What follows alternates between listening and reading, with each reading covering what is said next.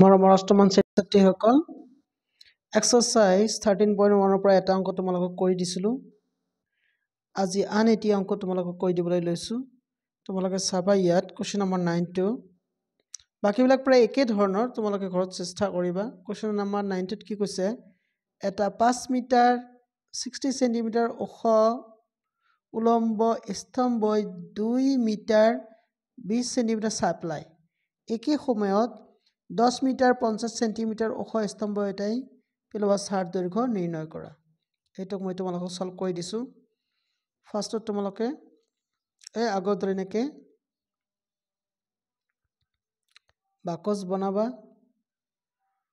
বাকচ বনোৱাৰ পিছত তোমালোকে ইয়াত লিখিবা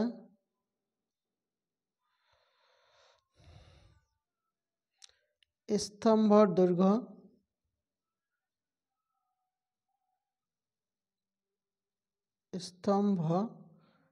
স্তম্ভৰ দৈৰ্ঘ্য লিখিবা। ইয়াত দৈৰ্ঘ্য স্তম্ভৰ দৈৰ্ঘ্য লিখিলা আৰু ইয়াত লিখিলা তোমালোকে ছাৰ দৈৰ্ঘ্য।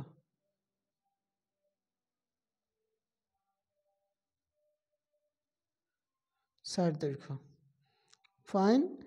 তাৰপিছত তোমালোকে চাবা ইয়াত স্তম্ভৰ দৈৰ্ঘ্য কিমান দিছে, 5 মিটাৰ 60 সেন্টিমিটাৰ।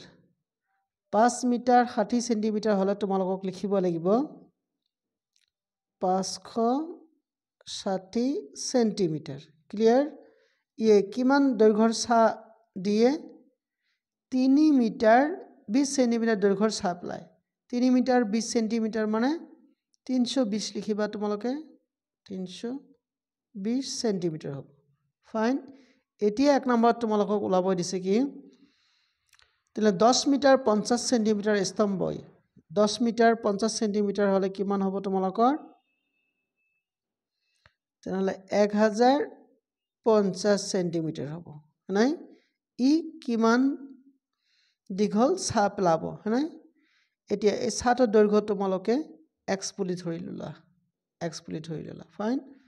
তোমালোকে জানা যিমানে ওখ স্তম্ভ হ'ব তাৰ ছা সিমানেই ডাঙৰ হ'ব।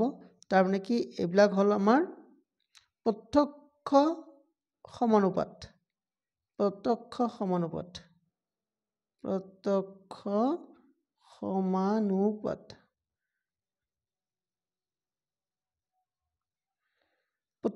সমানুপাত যদি হয় তেনেহ'লে তোমালোকে কি কৰিবা, তোমালোকে এই দুটাৰ অনুপাত সমান সমান এই দুটাৰ অনুপাত হ'ব। ৰাইট?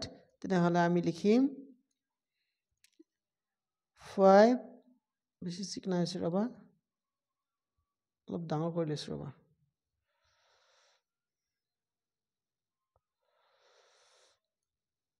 ফাইন।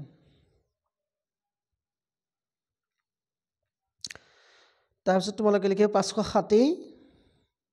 ইয়াত 560 লিখিলা ওপৰত, তলত লিখিলা তোমালোকৰ 320 সমান সমান দি ইয়াত লিখিবা তোমালোকৰ 1050 আছিল নহয়, 1050 ঠিক আছে। আৰু তলত লিখিবা তোমালোকে x লিখিলা নহয়। এতিয়া আমি সলভ কৰিবলৈ চেষ্টা কৰিম। কাটাকাটি কৰিম। ফাৰ্ষ্ট এই শূন্য তোমালোকে কাটি দিলা নহয়। এতিয়া 56 আছে, ইয়াত আছে তোমালোকৰ 56। 8 দি আমি কাটাকাটি কৰোঁ। 8 দি কাটিলে 4 8 গুণ 32 আৰু 7 8 গুণ 56, হয়নে? এইটো হৈ গ'ল। এতিয়া আমি ক্ৰছ মাল্টিপুল কৰিম। এই 7টো তোমালোকৰ xৰ জেগাত বহাবা, হয়নে? xৰ জেগাত আৰু 7ৰ জেগাত x। তেনেহ'লে আমি লিখিলোঁ x ইকুৱেল টু 1050টো থাকিলে এই 7টো ক'ত আহিল, xৰ জেগাত আহিল, মানে তলত। এই 4টো যে আছে 4টো গৈ ইয়াৰ লগত পূৰণ হৈ গ'ল, তেনে ইনটু 4 দিলা। এতিয়া আমি কাটাকাটি কৰিম। কেনেকৈ কৰিম লক্ষ্য কৰা। তোমালোকে যদি 7 দি কাটা, 7 1 গুণ 7, বাকী থাকিল 3 35, 5 7 গুণ 35, 0 আছে 0। এতিয়া থাকিল তোমালোকৰ 150 ইনটু 4, পূৰণ কৰিলে কিমান হ'ব,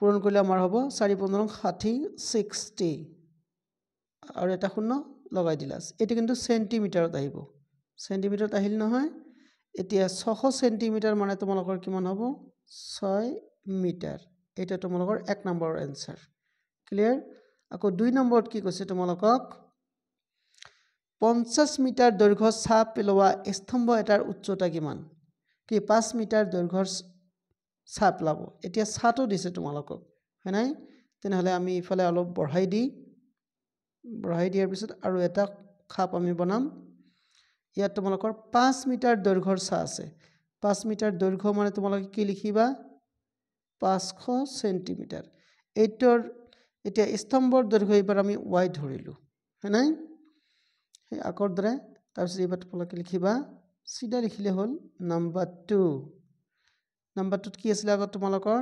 560 ওপৰত আছিল তলত আছিল 320 সমান সমান দি এবাৰ তলত হ'ব তোমালোকৰ 500 আৰু ওপৰত হ'ব তোমালোকৰ y ঠিক আগৰ দৰে তোমালোকে কাটাকাটি কৰা এই শূন্য কাটি দিলা তাৰ পিছত 8 দি 7 8 56 7 4 গুণ ক্লিয়াৰ এতিয়া তোমালোকে কৰিবা কি এই 7 ৰবা এই 50 টো এতিয়া কি 500 যে আছে 7 ৰ লগত পূৰণ কৰি দিবা ক্ৰছ মাল্টিপল তাহলে ইমপ্লাইজ দি আমি লিখিম 7 * 500 তলত এই 4 আছে না তলত 4 থাকিল ইফালে মাথা থাকিল তোমালোকৰ কি y ফাইন এতিয়া আমি এটুক 4 দি কাটাকাটি কৰিম কিমান বাৰ যাব তোমালোকে লক্ষ্য কৰা 4 1 গুণ 4 4 1 গুণ 4 বাকি থাকিল 1 10 4 2 8 বাকি থাকিল 2 4 5 গুণ 20 তেনেহলে আমাৰ কিমান ৰিজাল্ট হল ইয়াত ইমপ্লাইজ দি তোমালোকে লিখিলা 7 * 125 = y এতিয়া তোমালোকে পূৰণ কৰা 5 7 গুণ 35 ৰ 5 হাতত 3 7 12 84 84 আৰু 3 85 85 নাই সমান সমান y তাৰ মানে কি তোমালোকৰ হল y ৰ মান লিখিবা তোমাল দিয়াৰ ফৰ y = তোমালোকে লিখিবা 855 সেন্টিমিটাৰ তাৰে কি হ'ব তেনেহলে 8 মিটাৰ হ'ব আৰু 55 সেন্টিমিটাৰ হ'ব ইয়া তোমালোকৰ আনসাৰ আশা কৰিছো তোমালোকে ভিডিওটো ভাল পাবা লাইক কমেন্ট শেয়াৰ কৰিবা আৰু প্লিজ মোৰ চেনেলটো সাবস্ক্ৰাইব কৰিবা চোৱাৰ কাৰণে ধন্যবাদ